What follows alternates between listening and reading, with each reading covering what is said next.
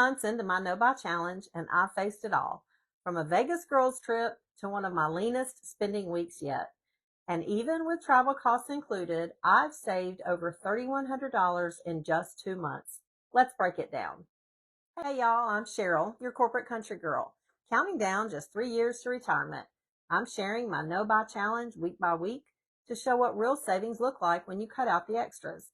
And listen, if you want more updates like this, go ahead and hit that subscribe button now so you don't miss the last month of this challenge. This update starts with week 7, which included my Las Vegas girls trip. Now remember, the big costs like airfare, hotel, rental cars, and event tickets were prepaid last spring, so they were not part of this challenge. Here's my breakout. Dining, $319. We shared plates and split everything 3 ways, which helped keep Vegas expenses under control. Parking, $50. We split all the parking costs and luckily had free self-park at our resort. Retail, $42. I only purchased 1 t-shirt and 1 vacation ornament. This is unheard of from past vacations, so thank you, no-buy challenge. Pharmacy, $18, because trips always include a drugstore run. And entrance fees, $75 for 2 amazing museums, the Neon Sign Museum and the Dark Museum. Both are must-sees if you find yourself in Las Vegas. The final cost that week when I got back home were gas for $34 and dining $21. That brings my week 7 total to $559. Even with travel, everything was intentional and I stuck to my plan, and I broke even on gambling, so no losses there either.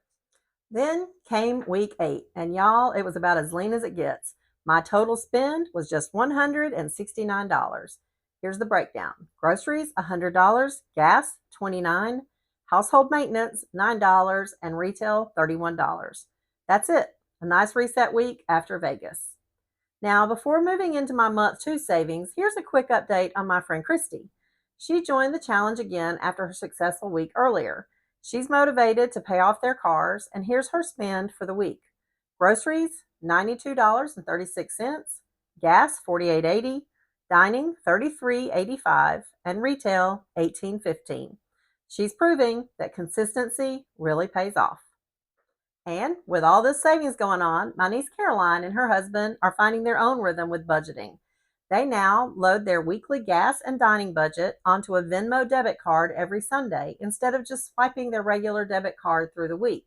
It helps them stay intentional, and they've even started eating lunch at home a couple of days a week instead of hitting the drive-thru. The best part? From the savings in just the first couple of weeks, Caroline treated herself to a mani-pedi, a well-deserved splurge, and y'all know how pricey those are these days.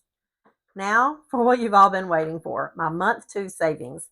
They weren't quite as high as month 1 because I did include my vacation spending to be fully transparent, but even with Vegas, I still saved $1,318 in the second month. Here's where those savings came from compared to my January to July averages. Amazon, $259 saved. Apple Games, $247 saved. Those I've completely deleted. Cleaning service, $300 saved. I clean my own house now.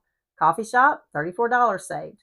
Dollar Tree, $147 saved. 0 spent all month. Groceries, $21 saved. Medical, $100 saved. Pharmacy, $50, and retail, $638. The only categories where I went over were dining, which is plus $284, Vegas, thank you, gas, plus $35, pet care, $159 more, and that was for Cooper's boarding during this trip. And that's real life. Vacations and pets come with extra costs, but the savings in every other category more than balanced it out. So after 2 full months of this challenge, I've saved $3,187. That's huge. And more than the money, my habits have shifted. I'm more aware of every dollar I'm planning ahead, and I've proven to myself that I can stick with this. This leaves me with 1 month left to go on the no-buy challenge, and I can already tell my spending habits will look different, even after this challenge ends. So stick with me as I finish strong. Next week, check out my no-buy challenge week 9 update, where I'll show you how I keep the momentum going. Be sure to subscribe now so you don't miss it. And let me know in the comments if you think I can hit $5,000 saved by the end of month 3. Until then, spend wisely, my friends.